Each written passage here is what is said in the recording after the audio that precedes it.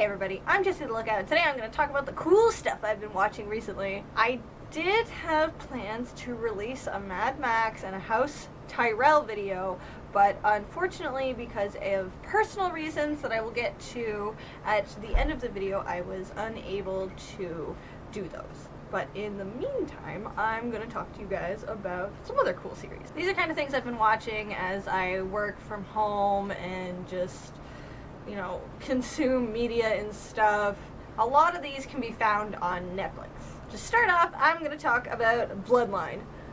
Rich white people have problems too. So the synopsis is, problem older brother comes home and everyone in his family is super upset because he has been a massive pain in the butt pretty much his entire life. But after watching the show, it's pretty clear that he has been the scapegoat for all of their problems pretty much since the day he was born. While he isn't a perfect person, he definitely does some bad things, but the tagline in the show that the second eldest brother says a lot is that we're not bad people, we just did a bad thing. You do get to find out what this bad thing is by the end of the first season, but it's completely false because they're all bad people. They're all dismissive of his feelings, and it could be because they're all very close to the problem. And you know, Danny, the eldest brother, like he makes mistakes, he has made mistakes, but he comes back at the beginning of the series so that he can start fresh with them, so that he can try to be a better person, and they don't believe him and they completely dismiss him, and it's just like, ugh, everybody's an asshole. As an eldest child, I really feel for Danny. There's a lot of pressure being the firstborn. You have to wear your parents in, they're not quite sure what you're supposed to be able to get away with and what they should punish you for. They react badly when you rebel, and you're put under a lot of pressure to succeed. Danny does some stupid, illegal stuff, but he was definitely my favorite character because he recognizes that what he's doing is wrong, and then he tries to make amends for it and actually has some agency. Everyone else are a bunch of whiners who are constantly looking for somebody else to blame their problems on. I'll give it a B-. It's good, but it's still a soap opera about white people problems. Eureka 7. Teenage boy has a series of problematic boners about a girl who takes a season and a half to return his feelings, and then it turns out that she's actually a tree. Or something? And there are robots, and they surf on liquid air. It starts talking about consciousness around the end of the second season, and it's really weird and awkward. This show is a series of awkward teen boners.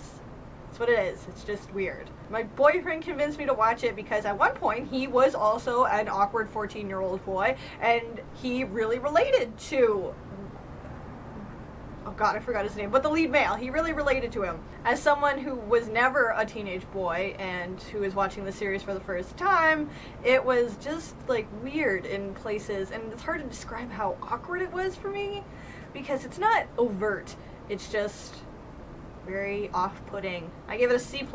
The first season of MASH. It tells the story of a mobile hospital unit during the Korean War. It actually ended up airing for much longer than the war lasted. It stars Alan Alda as Captain Benjamin Hawkeye Pierce as the smart aleck ladies' man surgeon who is strangely attractive, who may or may not have been one of the objects of my sexual awakening. Don't judge me. Look at this man's nose. I used to watch the show a lot as a kid with my dad, so it holds a lot of nostalgic value for me. This time around though, I only managed to make it to the end of the first season because I got distracted by other things, but I'm gonna give the first season of MASH a B.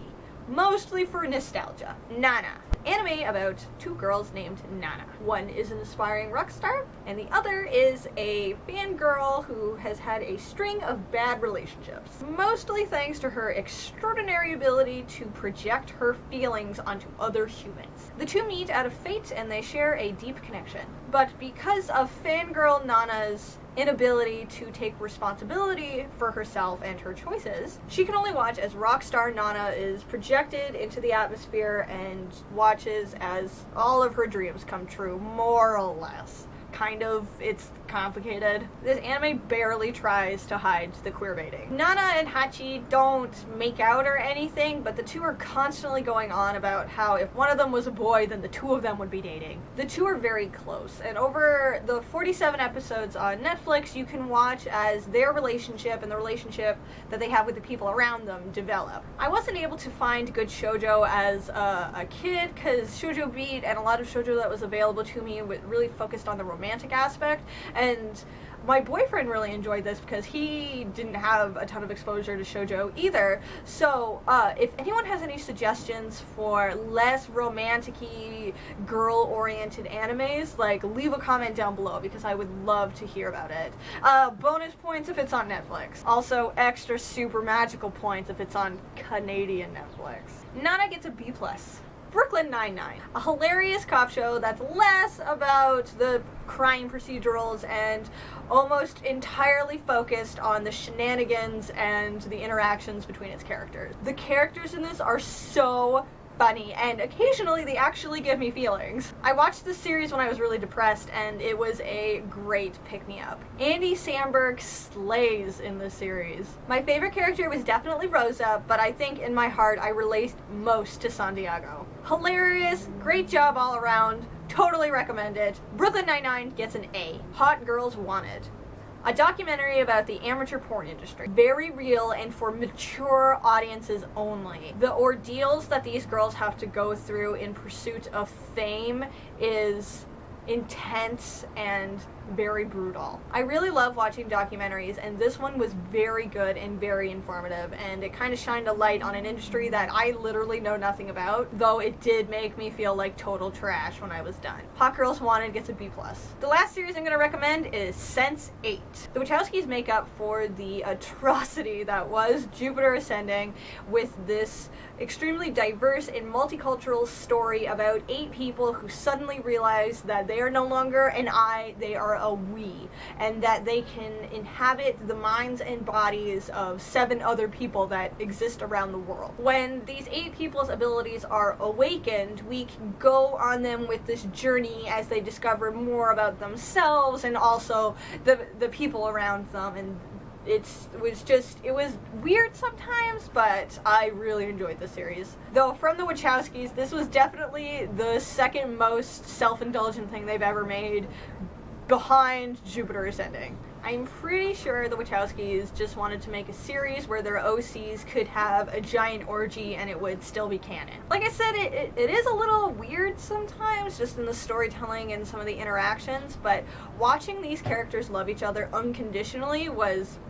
kind of a treat. It was really nice. Occasionally it would have tonal problems where in one scene you would watch as somebody would get their hands cut off for stealing, and then it would cut to 2 girls pretending to be super agent spies while they broke into some guy's house like it was a big joke. So like that was kind of weird and off-putting, but it's got a great cast, and I really enjoyed watching it, so Sense8 gets a solid B. Those are my recommendations for this week, guys. Thanks for watching me. If you want to see the other stuff that I review, you can check out my channel. I usually do comic reviews, but I have a string of Game of Thrones reviews that I did for Season 5.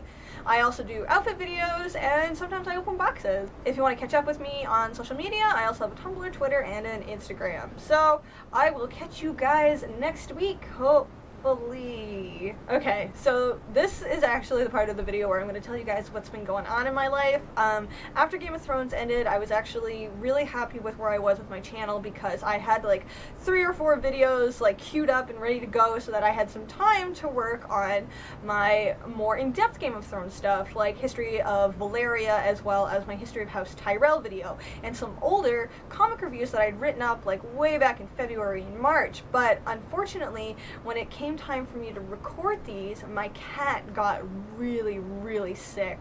Like, she had to go to the vets for like 5 days, and they had to put her on a bunch of liquids and medications, and she had to go through surgery, and for the last like 3 to 4 weeks we've been trying to kind of help her recover, and it's been a slow process.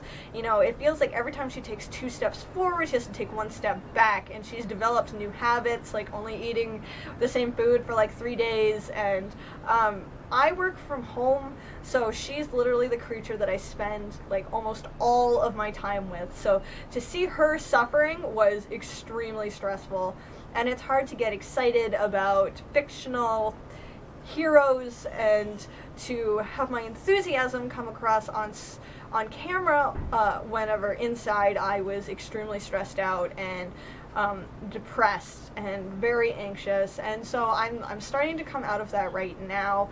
So I just wanted to let you guys know what was up, because I love making these videos and I think they're lots of fun, and I love talking to you guys about stuff in the comments. I just wanted to be honest about what was happening in my life right now and how the next couple of weeks might be kind of sporadic. Not that that's an excuse, but if you guys have any suggestions for videos or outfits or things you'd like to see me review, leave a comment down below and I will do my best to get to them. Oh, it's a little fairy friend. Oh. It's been really hard because I haven't even really been able to read the comics that I've been buying. Like, I go to the comic book shop like once a month, and I really, like, I get them and I don't even have the energy to scan them or to invest enough time into reading the titles.